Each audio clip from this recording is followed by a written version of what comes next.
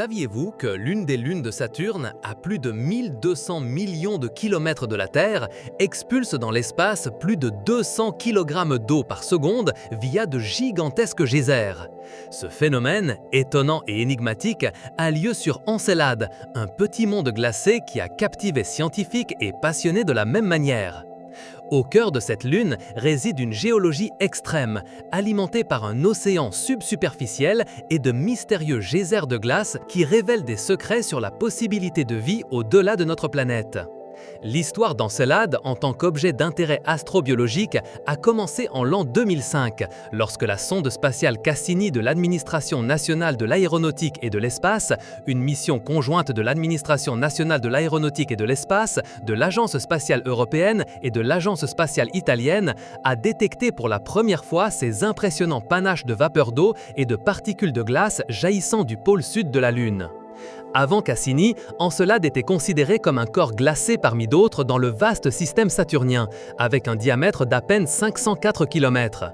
Sa surface réfléchissante, l'une des plus brillantes du système solaire, suggérait un monde couvert de glace relativement immaculé. Cependant, les observations de Cassini ont complètement transformé notre compréhension de cette lune, révélant un monde dynamique et géologiquement actif. La région du pôle sud d'Encelade est particulièrement intrigante. Là, la surface est marquée par une série de fractures parallèles et linéaires connues familièrement sous le nom de rayures de tigre. Ce ne sont pas de simples fissures, ce sont des crevasses profondes de centaines de kilomètres de long et allant jusqu'à plusieurs centaines de mètres de large. Spécifiquement, il y a 4 de ces rayures de tigre dont les noms sont inspirés d'anciennes cités des Mille et une nuits: Damas, Bagdad, Le Caire et Alexandrie. C'est de ces fractures que les geysers d'Encelade, également appelés panaches, sont projetés dans l'espace à des vitesses atteignant 350 mètres par seconde, soit presque la vitesse du son dans l'atmosphère terrestre. L'énergie de ces jets est telle qu'une partie du matériel s'échappe du champ gravitationnel d'Encelade et alimente l'anneau E de Saturne, l'anneau le plus externe et diffus du géant gazeux, composé principalement de particules de glace. La composition de ces panaches est l'une des clés de leur importance. Les instruments de la sonde Cassini, conçus pour analyser les particules et les gaz, ont pu échantillonner directement le matériau expulsé. Il a été constaté que 91% des panaches sont composés de vapeur d'eau et de particules de glace. Mais ce qui est vraiment fascinant, c'est ce qui constitue le pourcentage restant. Des molécules organiques complexes ont été détectées, notamment du méthane, du propane, de l'acétylène et du benzène, ainsi que du dioxyde de carbone, de l'ammoniac et même du cyanure d'hydrogène. De plus, des sels de sodium, de potassium, de chlore et de carbonate ont été trouvés, indiquant que l'eau est salée. La présence de silice amorphe et de particules riches en carbone a complété un cocktail chimique qui suggère des processus actifs à l'intérieur de la Lune. La détection de ces matériaux fut une preuve accablante de l'existence d'un vaste océan d'eau liquide sous la croûte de glace d'Encelade. Initialement, les données de Cassini suggéraient un lac souterrain régional au pôle sud, mais des études ultérieures basées sur des mesures précises de la gravité d'Encelade, combinées à des analyses de la manière dont la Lune vacille légèrement sur son orbite autour de Saturne, confirmèrent qu'il s'agit d'un océan global enveloppant complètement le noyau rocheux de la Lune. Cet océan est estimé se trouver à une profondeur de 10 à 40 km sous la surface glacée, avec une épaisseur moyenne d'environ 30 km dans certaines régions. Cela signifie que le volume d'eau sur Encelade pourrait être comparable à celui du lac Supérieur en Amérique du Nord, l'un des plus grands lacs d'eau douce de la Terre. Mais comment l'eau liquide peut-elle exister sur un monde si petit et si éloigné du Soleil, où les températures de surface moyennes avoisinent les moins 200 degrés Celsius? La réponse principale réside dans un phénomène connu sous le nom de chauffage par effet de marée. Encelade orbite autour de Saturne en résonance orbitale avec une autre de ses lunes, Dionée, ce qui signifie que la force gravitationnelle de Saturne tire et étire Encelade de manière constante. En raison de son orbite légèrement elliptique, Encelade subit des forces de marée variables. Lorsqu'elle est plus proche de Saturne, la gravité est plus forte et la Lune se déforme davantage. Lorsqu'elle est plus éloignée, la force est moindre et la Lune reprend sa forme originale. Cette flexion et compression continue génèrent une immense friction interne qui dissipe de l'énergie sous forme de chaleur. Pensez à plier un trombone de manière répétée, il chauffe. La même chose se produit à l'échelle planétaire avec Encelade. Cette chaleur est suffisante pour maintenir l'eau à l'état liquide et de fait pour faire fondre une partie de la glace. On a estimé que le chauffage par effet de marée génère une puissance de sortie d'environ 11 milliards de watts sur Encelade, ce qui est considérable pour une lune de sa taille. Ce processus ne chauffe pas seulement l'océan, mais crée également l'environnement propice aux rayures de tigre, qui agissent comme des conduits pour que l'eau chaude et la vapeur montent de l'océan profond vers la surface. Une contribution mineure, mais non négligeable, à la chaleur interne d'Encelade provient de la désintégration radioactive d'éléments dans son noyau rocheux, de manière similaire à la façon dont la chaleur est générée à l'intérieur de la Terre. Cependant, le chauffage par effet de marée est de loin le mécanisme dominant qui anime l'activité géologique d'Encelade. Un aspect crucial pour comprendre le potentiel de vie sur Encelade est l'interaction entre l'eau de l'océan et le noyau rocheux de la Lune.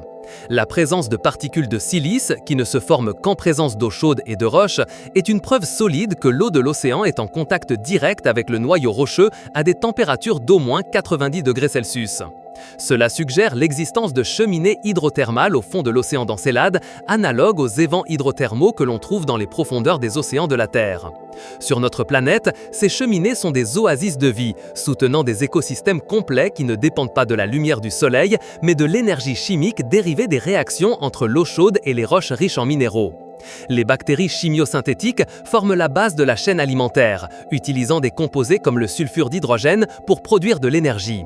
La détection de composés organiques complexes et d'un pH alcalin dans les panaches d'Encelade renforce encore l'hypothèse des cheminées hydrothermales. Un pH alcalin, similaire à celui des sources hydrothermales sur Terre, indique un environnement propice aux réactions chimiques qui pourraient générer les composés organiques nécessaires à la vie.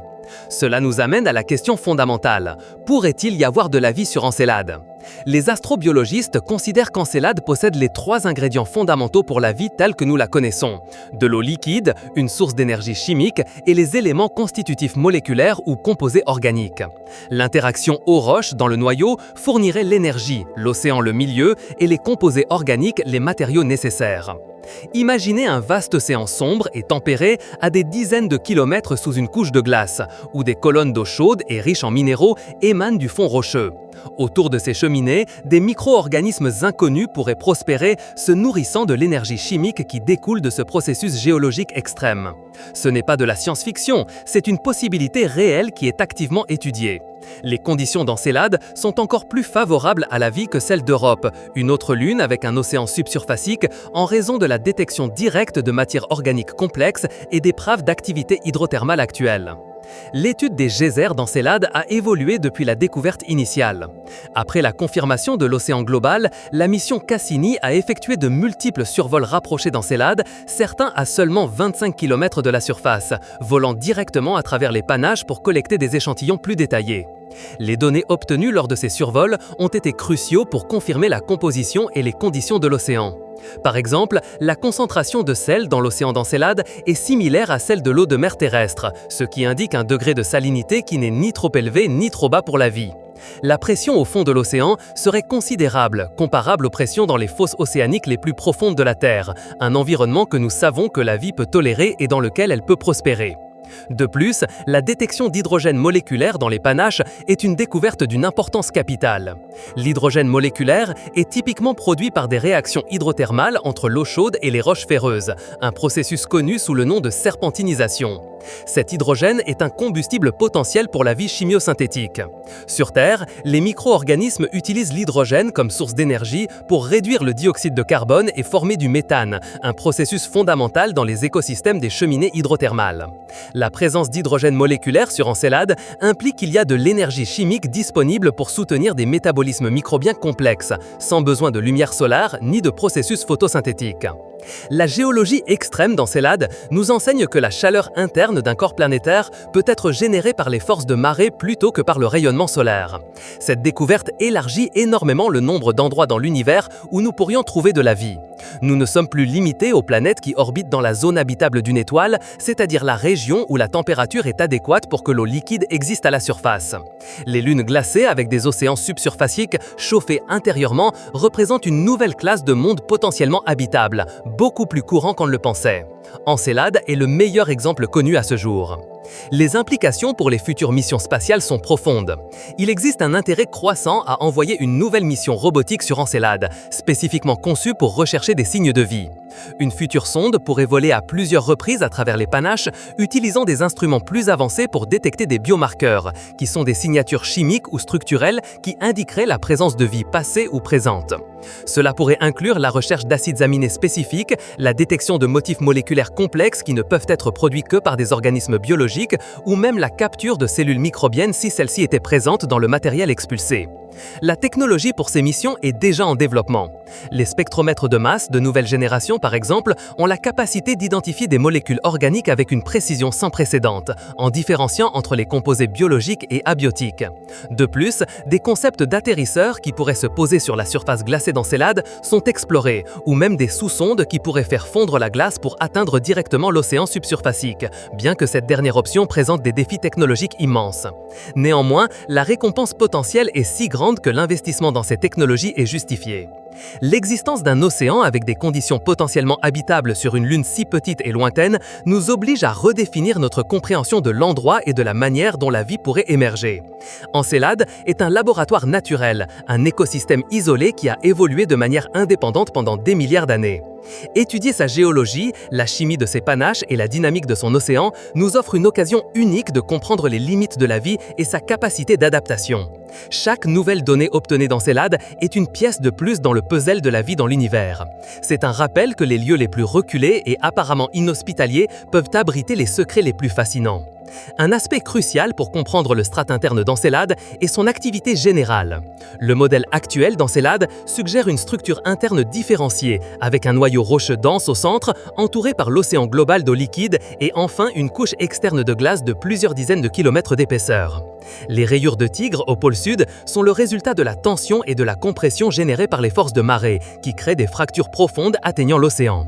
Ces fractures agissent comme des conduits capillaires géants, par où l'eau chaude monte, se vaporise en raison de la basse pression et est violemment expulsée dans l'espace.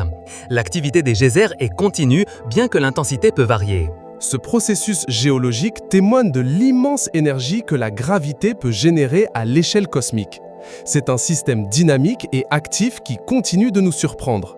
Les données de température obtenues par Cassini ont montré que les régions des rayures de tigre sont significativement plus chaudes que la glace environnante, avec des températures pouvant atteindre moins 90 degrés Celsius sur la glace immédiatement adjacente aux fractures, une différence de plus de 100 degrés par rapport au reste de la surface. Cette anomalie thermique est une confirmation supplémentaire de l'activité interne et de la chaleur qui propulse les geysers. La singularité d'Encelade ne réside pas seulement dans ses geysers ou son océan, mais dans la combinaison de tous ces facteurs, faisant de cette lune un objet d'étude primordial pour l'astrobiologie. C'est un exemple concret de la façon dont la vie pourrait ne pas avoir besoin d'un soleil radiant pour prospérer, mais peut dépendre de sources d'énergie géothermique. Cela ouvre les portes à l'exploration d'autres corps glacés dans notre système solaire et au-delà, comme d'autres lunes joviennes telles qu'Europe ou Ganymède, ou même des planètes dans des systèmes extrasolaires qui pourraient abriter des océans subsurface. La promesse d'Encelade réside dans son accessibilité. Contrairement à Europe, où l'océan est plus profondément enfoui, les panaches d'Encelade offrent un moyen d'échantillonner l'océan sans avoir besoin de percer la glace, facilitant énormément la tâche de recherche de biomarqueurs. Ainsi, la prochaine fois que vous regarderez le ciel nocturne et penserez à Saturne, souvenez-vous de sa petite lune Encelade, un monde qui défie nos conceptions de l'habitabilité planétaire. C'est un témoignage de l'étonnante diversité de la géologie planétaire et du potentiel illimité de la vie dans l'univers. La recherche de réponses sur Encelade continue et chaque découverte nous rapproche un peu plus de la compréhension de notre place dans le cosmos.